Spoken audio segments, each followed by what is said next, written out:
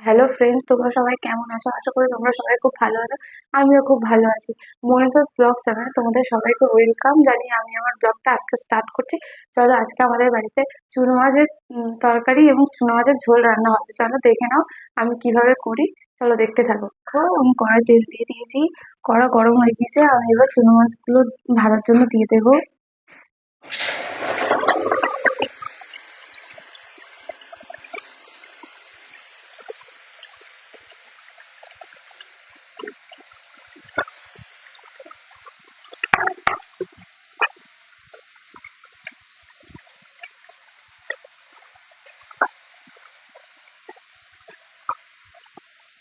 দেখো, আমার মাছগুলো প্রায় লাল লাল হয়ে গিয়েছে। কিন্তু চুনো মাছের চচ্চড়ি করতে গেলে কিন্তু খুব একটা কড়া মাছ ভাজতে লাগে না। দেখো, আমার মাছ ভাজা হয়ে গিয়েছে, আমি মাছ তুলে নিচ্ছি।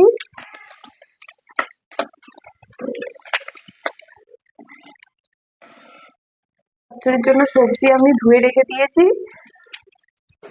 আমি এবার কড়াইতে তেল দেবো, চচ্চড়ি তুলে দেবো। দেখো, আমি তেল দিয়ে দিলাম।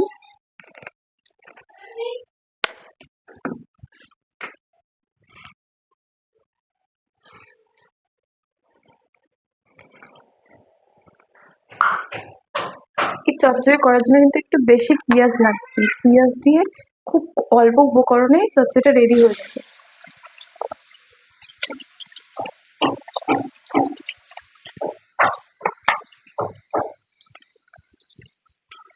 তারপর পেঁয়াজ কাঁচা লঙ্কা দিয়ে দিলাম।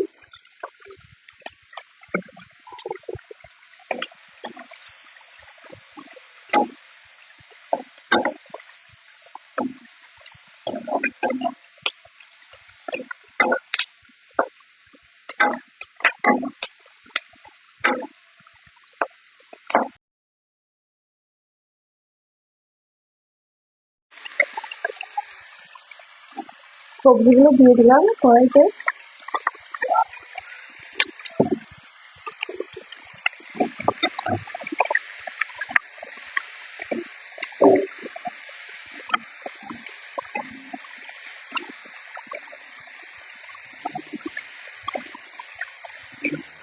সবজিগুলো ভালো করে ফ্রাই করতে হবে।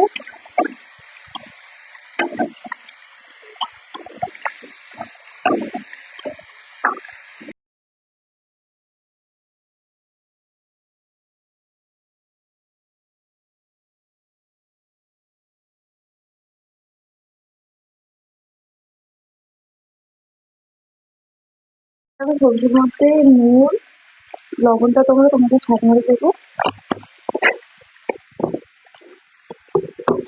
তারপর হলুদ গুঁড়ো,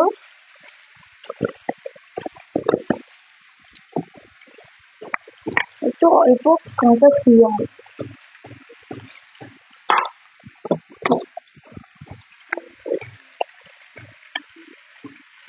লঙ্কা গুঁড়ো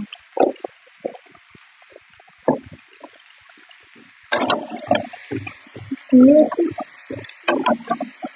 একটু ভাজতে হবে আরো কিছুক্ষণ। এই চচ্চড়িটা খুব অল্প পরিমাণ জলে চচ্চড়িটা রেডি হবে। শুকনো শুকনো হবে চচ্চড়িটা।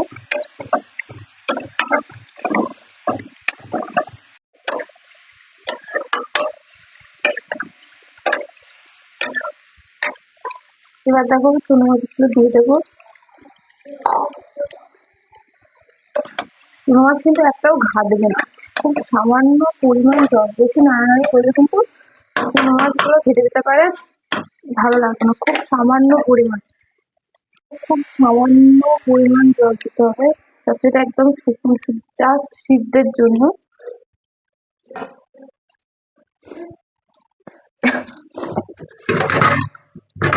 দেখো, আমার মাছ কিন্তু একটু ঘাটেনি, আমার কিন্তু অলরেডি রেডি হয়ে গিয়েছে প্রায়। একদম ঝরঝরে মাছ কিন্তু আমার একদম ঘাটেনি। মাছগুলো গোটা গোটা আছে, একদম ছোট্ট ছোট্ট মাছ, দেখতেই পাচ্ছ গোটাই গেছে। এবার আমি তরকারিটা নামিয়ে দেবো। তরকারি রেডি হয়ে গেছে।